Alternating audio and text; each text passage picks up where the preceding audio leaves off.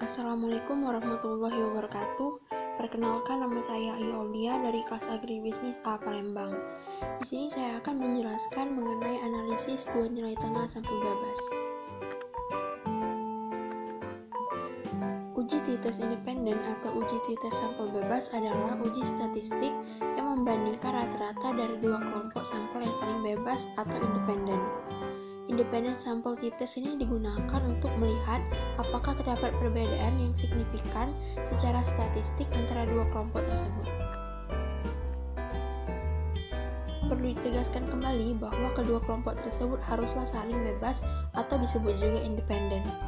Dua sampel dikatakan bebas jika nilai-nilai sampel dari satu populasi tidak berhubungan atau berpasangan secara alamiah dengan nilai-nilai sampel dari populasi lain.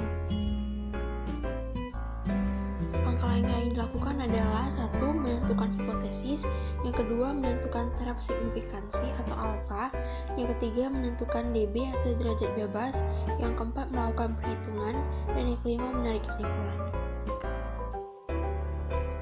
Contoh kasus, pada saat pandemik seperti sekarang, sekolah telah membuat aturan tatap muka, namun diberlakukan aturan setiap kelas hanya boleh terisi 10 orang saja.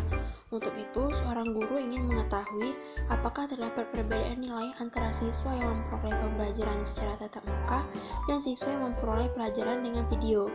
Ia melakukan tes pada masing-masing 10 orang dengan perlakuan berbeda dengan alfa sama dengan 0,05. Didapatlah datanya adalah sebagai berikut. Penyelesaiannya, yang pertama kita lakukan uji hipotesis penelitian. HO adalah mu1 dikurang mu2 sama dengan 0, atau mu1 yaitu sampel 1 sama dengan mu2 atau sampel 2, yang artinya tidak ada perbedaan signifikan antara nilai-nilai siswa dengan pembelajaran melalui video ataupun tatap muka. H1 adalah mu1 dikurang mu2 tidak sama dengan 0, atau mu1 yaitu sampel 1 tidak sama dengan mu2 atau sampel 2, yang artinya ada perbedaan signifikan antara nilai-nilai siswa dengan pembelajaran melalui video atau tatap muka. Yang kedua, kita menentukan taraf signifikansi. Pada kasus tadi, sudah disebutkan bahwa alfanya adalah 0,05. Karena pengujiannya dua sisi, maka dibagi dua. Didapatlah hasilnya alfa sama dengan 0,025. Yang ketiga, kita menentukan dB atau derajat bebas. Rumus dB adalah N1 ditambah N2 dikurang 2. Rumus ini digunakan jika kedua sampel bernilai sama. Pada kasus tadi, sampelnya adalah 10. Jadi kita gunakan rumus ini, didapatlah hasilnya 18. Sehingga T-tabelnya kita lihat di sini, yaitu 0,025 itu ada di sini, kemudian 18 itu ada di sini. Didapatlah T-tabelnya adalah 2,101. Kemudian cara mencari T-tabel jika ini berbeda. T-tabel dihitung dari selisih harga T-tabel, yaitu dengan DF atau DB sama dengan N1 dikurang 1 dan DF sama dengan N2 dikurang 1 dibagi 2. Kemudian ditambahkan dengan harga T terkecil. Contohnya N1 sama dengan 10, maka didapatlah DF atau DB-nya 10 dikurang 1 sama dengan 9. Kita lihat lagi di T-tabel, 9 ada di sini, maka T-tabelnya didapat 2,262. Kemudian N2-nya sama dengan 8, diperolehlah DF atau DB-nya 8 dikurang 1 yaitu 7. Kita lihat lagi pada T-tabel, 7 ada di sini, berarti dapatlah T-tabelnya 2,365. Kemudian selisih T-tabel dibagi 2, 2,365 dikurang 2,262 dibagi 2, didapatlah hasilnya 0,051. Kemudian ditambah dengan nilai T-tabel terkecil, jadi T-tabelnya adalah 0,051 ditambah 2,262. Didapatlah hasil T-tabelnya adalah 2,314. Kemudian kita melakukan perhitungan. Di sini sudah ada sampel 1 dan sampel 2 yang sudah ada nilai X1 dan X1 min X bar 1 kuadrat. Untuk mencari X bar 1, kita harus menentukan dulu sigmanya, yaitu jumlah dari seluruh data, yaitu 818. Kemudian kita bagikan dengan N-nya, yaitu 10. Didapatlah X bar 1-nya 81,8. Kemudian X1 dikurang X bar 1 kuadrat itu didapat dari X1 yaitu 78 dikurang dengan X bar 1 yaitu 81,8. Kemudian dikuadratkan, didapatlah hasilnya 14,44. Kemudian kita lakukan perhitungan seterusnya ke bawah, lalu dijumlahkan. Didapatlah hasilnya sigma sama dengan 263,6. Begitu juga dengan sampel 2. Di sini kita melakukan perhitungan pada X2. Didapatlah hasilnya sigma sama dengan 756. Kemudian 756 kita bagi dengan N-nya sama dengan 10. Didapatlah X bar 2 sama dengan 75,6. Kemudian X2 dikurang X bar 2 kuadrat didapat dari 81 dikurang dengan 75,6. Dikuadratkan lalu dapatlah hasilnya 29,16. Kita lakukan terus sampai ke bawah, lalu dapatlah hasilnya sigma sama dengan 358,4. Kemudian kita menghitung nilai rata-rata atau X bar 1 seperti yang sudah kita lakukan sebelumnya. X bar 1 sama dengan sigma X1 dibagi dengan N1, didapatlah hasilnya 81,8. Kemudian X bar 2 sama dengan sigma X2 dibagi N2 sama dengan 756 dibagi 10, didapatlah 75,6. Kemudian kita menghitung nilai varians. S1 kuadrat sama dengan sigma X1 dikurang X bar 1 dikuadratkan dibagi dengan N1 dikurang 1, didapatlah hasilnya 29,28. Kemudian S2 kuadrat sama dengan sigma X2 dikurang X bar 2 kuadrat dibagi dengan N2 dikurang 1, didapatlah hasilnya 39,82. Kemudian kita menghitung T hitung. Ini adalah rumus cara mencari T hitung. Agar lebih mudah, kita cari dulu SP-nya dengan rumus akar N1 dikurang 1 dikali S1 kuadrat ditambah N2 dikurang 1 dikali S2 kuadrat dibagi N1 ditambah N2 dikurang 2. Kemudian masukkan angkanya, akar 10 dikurang 1 dikali 29,28 ditambah 10 dikurang 1 dikali 39,82 dibagi dengan 10 ditambah 10 dikurang 2. Maka didapatlah hasilnya akar 34,55. Jadi didapatlah SP-nya adalah 5,877. Baru kita masukkan ke dalam rumus T hitung. Sama dengan X bar 1 dikurang X bar 2 dibagi dengan SP dikali akar 1 per N1 ditambah 1 per N2. Kita masukkan angkanya 81,8 dikurang 75,6 dibagi dengan SP-nya tadi 5,877 dikali dengan 1 per 10 ditambah 1 per 10. Jadi dapatlah hasilnya T hitung sama dengan 2,366. Kemudian menarik kesimpulan, jika T hitung lebih kecil dari T tabel, maka HO diterima dan artinya tidak ada perbedaan signifikan.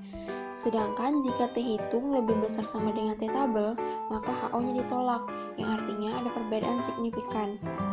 Sehingga dari hasil perhitungan yang didapat, T hitung adalah 2,366, berarti lebih besar daripada T tabel yaitu 2,101. Maka HO-nya ditolak dan H1-nya diterima. Artinya, ada perbedaan signifikan antara nilai siswa yang memperoleh pembelajaran secara tatap muka dan siswa yang memperoleh pelajaran dengan video. Selanjutnya ada contoh latihan soal, yaitu seorang mahasiswa ingin meneliti apakah ada perbedaan jumlah produksi hasil panen petani di lahan terasering dan hasil panen petani di lahan yang belum dikonservasi. Penelitian dilakukan pada 13 orang petani di lahan terasering dan 10 orang petani di lahan yang belum dikonservasi dengan alfanya sama dengan 0,05. Berikut adalah data-datanya. Kemudian penyelesaiannya, yang pertama kita lakukan uji hipotesis penelitian, yaitu HO adalah μ1 dikurang μ2 sama dengan 0 atau μ1 sampel 1 sama dengan μ2 atau sampel 2, yang artinya tidak ada perbedaan signifikan antara jumlah hasil panen petani di lahan terasering dan lahan yang belum dikonservasi. H1 adalah μ1 dikurang μ2 tidak sama dengan 0 atau μ1 yaitu sampel 1 tidak sama dengan μ2 atau sampel 2, yang artinya ada perbedaan signifikan antara jumlah hasil panen petani di lahan terasering dan hasil panen petani di lahan yang belum dikonservasi. Yang kedua, kita menentukan taraf signifikansi, yaitu alfa sama dengan 0,05. Karena pengujiannya dua sisi, maka alfa sama dengan 0,025. Kemudian menentukan dB atau derajat bebas. Seperti yang sudah dibahas sebelumnya, cara mencari dB jika n yang berbeda adalah sebagai berikut. N1 sama dengan 13, maka didapatlah dB-nya dikurang 1, yaitu 12. Kita lihat pada tabel 12 ada di sini, kemudian 0,025 itu di sini. Berarti tabelnya adalah 2,179. Kemudian N2-nya adalah 10, didapatlah dB atau dF-nya adalah 9. Maka tabelnya adalah di sini, yaitu 2,262. Selisih tabelnya dibagi 2, yaitu kita kurangkan 2,262 dikurang 2,179 dibagi 2, didapatlah hasilnya 0,041. Kemudian ditambah dengan nilai tabel terkecil. Jadi tabelnya adalah 0,041 ditambah 2,179, yaitu 2,220. Kemudian kita melakukan perhitungan. Yang pertama, menghitung nilai rata-rata atau X bar 1. X bar 1 sama dengan sigma X1 dibagi N1. Sigma X1 kita lihat pada tabel, yaitu jumlah keseluruhan data dibagi dengan jumlah N-nya, yaitu 13. Kemudian didapatlah hasilnya 1080 dibagi 13 sama dengan 83. Kemudian X bar 2 sama dengan sigma X2 dibagi N2. Sigma X2 yaitu jumlah keseluruhan data sampel 2 dibagi dengan N-nya, yaitu 10. Didapatlah hasilnya 780 per 10 sama dengan 78. Kemudian kita menghitung nilai varians. S1 kuadrat sama dengan sigma X1 dikurang X bar 1 kuadrat dibagi dengan N1 dikurang 1. X1 dikurang X bar 1 kuadrat itu didapat dari data pertama, yaitu 80, dikurangkan dengan X bar 1-nya, yaitu 83. Dikurangkan terus sampai ke data ke-13. Barulah kita jumlahkan dan hasilnya dapatlah 751 dibagi 12, yaitu N1 dikurang 1 sama dengan 62,58. S2 kuadrat sama dengan sigma X2 dikurang X bar 2 kuadrat dibagi N2 dikurang 1. X2 dikurang X bar 2 itu sama seperti tadi.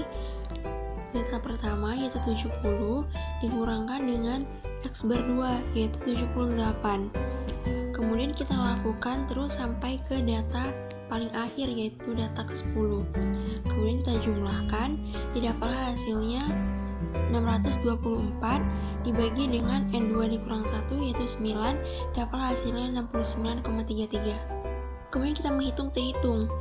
Rumus T-hitung sama seperti tadi, kita cari dulu SP-nya, yaitu N1-nya adalah 13 dikurang 1 dikali S1 kuadrat yang tadi sudah kita dapat, yaitu 62,58 ditambah N2-nya adalah 10 dikurang 1 dikali S2 kuadrat yaitu 69,33. SP sama dengan akar 750,96 ditambah 623,97 dibagi 21. Didapatlah hasilnya akar 65,47. Didapatlah hasilnya SP sama dengan 8,091. Kemudian kita masukkan ke rumus T-hitung, yaitu X bar 1-nya adalah 83 dikurang X bar 2 adalah 78 dibagi dengan SP-nya tadi kita dapat 8,091 dikali akar 1 per N1 yaitu 13 ditambah 1 per N2 yaitu 10 sama dengan 5 dibagi 8,091 dikali 0,420. Didapatlah hasil T-hitungnya adalah 1,474. Kemudian menarik kesimpulan, jika T-hitungnya lebih kecil daripada T-tabel, maka HO-nya diterima, yang artinya tidak ada perbedaan signifikan. Sedangkan jika T-hitungnya lebih besar daripada T-tabel, maka HO-nya ditolak, yang artinya ada perbedaan signifikan. Sehingga dari hasil perhitungan yang kita dapat tadi, T-hitungnya adalah 1,474, berarti lebih kecil daripada T-tabel yaitu 2,220. Maka HO-nya diterima dan H1-nya ditolak. Artinya tidak ada perbedaan signifikan antara jumlah hasil panen petani di lahan terasering dan hasil panen petani di lahan yang belum dikonservasi. Sekian penjelasan dari saya. Terima kasih. Wassalamualaikum warahmatullahi wabarakatuh.